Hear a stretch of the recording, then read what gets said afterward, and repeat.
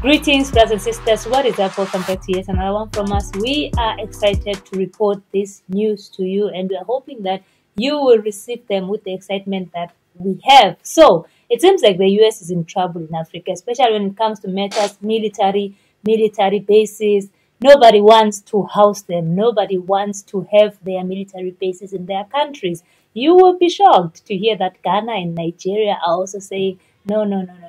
We don't want your presence in our country. So after months, months after US was chucked out from Niger, after they tried to play bully, Niger was like, we don't need you, get out.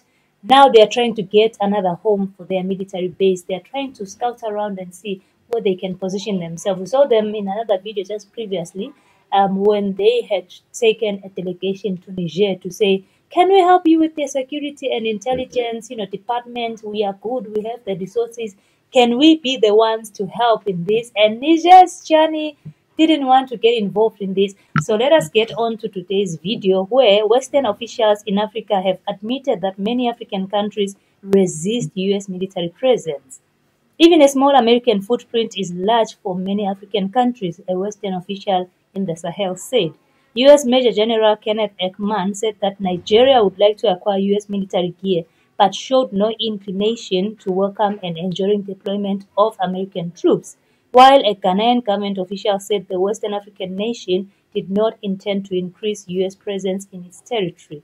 The United States suspended its military cooperation with Chad and Niger and withdrew over 1,100 troops from the two countries at the request of local governments this year, marking the end of a neocolonial approach towards Africa, according to the American Veteran Defense Department analyst.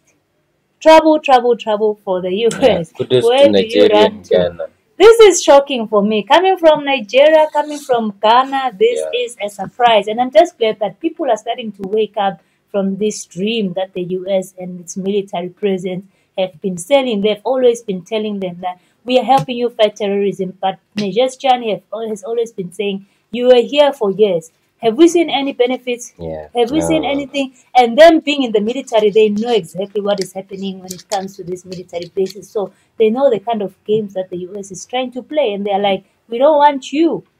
Yeah, and that is in addition to, the US, the US said that we are not cutting completely our cooperation with Niger. And now they're introducing a new strategic axis for the US in the AES. And they are trying to maintain cooperation despite the withdrawal from Niger. So despite the recent withdrawal of US forces from Niger, the Pentagon affirms its intention to maintain active military cooperation with the countries of the Alliance of Sahel states, BURKINAFASO, Mali, and Niger. A new partnership model is under discussion, according to Michael Lange, head of the US Africa Command. At the same time, the US is strengthening its military collaboration with the coastal countries of West Africa, that is Cote d'Ivoire, Ghana, Benin, and Togo, thus highlighting a strategic evolution in the region. The fight against terrorism and the preservation of American security interests remain at the heart of this new approach aimed at guaranteeing the stability of the entire Sahel and West African region. But I don't think it's the security of the Sahel, it's the minerals. They say they want to have this footprint in the sub-Saharan Africa for mineral concessions. It's not for the benefit of Africa. The same guy, Michael Langley, saying that.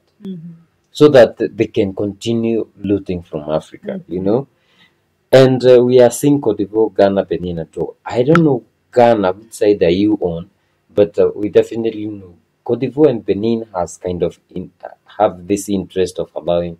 Actually, even Cote d'Ivoire was like, we had this alleged information that Cote d'Ivoire had already started receiving military from the US. So I don't know if Niger, Mali, and Burkina Faso will agree, because their leaders are very straight here. And they would look at the cooperation and compare it with the one that was before. But guys, Africa is not benefiting from these military cooperations. The only thing that can help us is if, one, we are trained, like they come trained, like the way Russia and Turkey are doing. They come trained, they go. And it's because we bought their weapons, their equipment, they are training us to use this equipment. then they go. And another thing is, guys, let me tell you, Africa was not a whole. Africa was thriving before the coming of the white man. Africa had their own ways of war. There were wars which we fought and won. And that's why you saw Ethiopia was never colonized, because they were supplied with weapons from Russia and they fought and won. So it means that we had our arts of war. We can start training our military from there as we advance, then learn from the other people and match what we had and what they have and become huge. But we don't need them in our continent. We need us to protect ourselves. But these people who come, maybe sometimes like the president of Niger, Tiani, alleges like they are the people who even train the terrorists. Yeah. How do we benefit from that? It's only them that continue looting. And when you hear a terrorist group somewhere, know that someone is extracting some mineral. There's something there. You see? But when you push them out, the terrorists don't have anybody to support them. Yeah, it's gone. They can never train you to be better than them or Exactly. to be like them. That will never They happen. can never share. It's just like They'll keep secrets. It's human nature. Yeah. Even if you were to teach somebody a skill, there's a limit. Yeah, you can't teach them everything. You also want to let them explore on their own. You also want them to go and now find some more information on their own. You can't give out everything and now be left, with nothing. So it's just human nature, and we have seen the traits of these guys, Americas, your Francis. It's never about Africa. And anytime you hear them saying, we want to be there for your intelligence, for your security, just know that they probably want to find out what you guys are planning to do, your moves before you even execute. They bring something. There's something that always gives me a problem in Kenya. We always find, alerts, US government alerts of terrorism.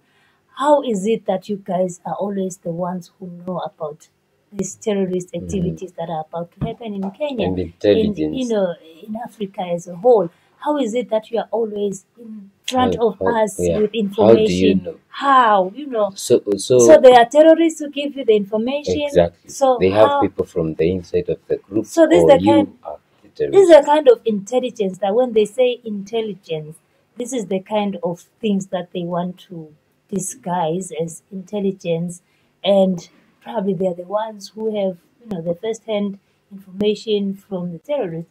So, brothers and sisters, if you'd like to support us, we are still selling our plan heads, only $50 for each hat. You can buy one just by contacting us on this number on the screen. Telegram, WhatsApp, we are available. You can also send us an email, and you can also support us by buying us a coffee. The link is in the description box down below. Just click on it. Coffee goes for $5. 1, 2, 3, 5, too many. We don't mind, and we appreciate your support. Also, like, share, comment, subscribe, and we'll see you in the next one. Bye bye.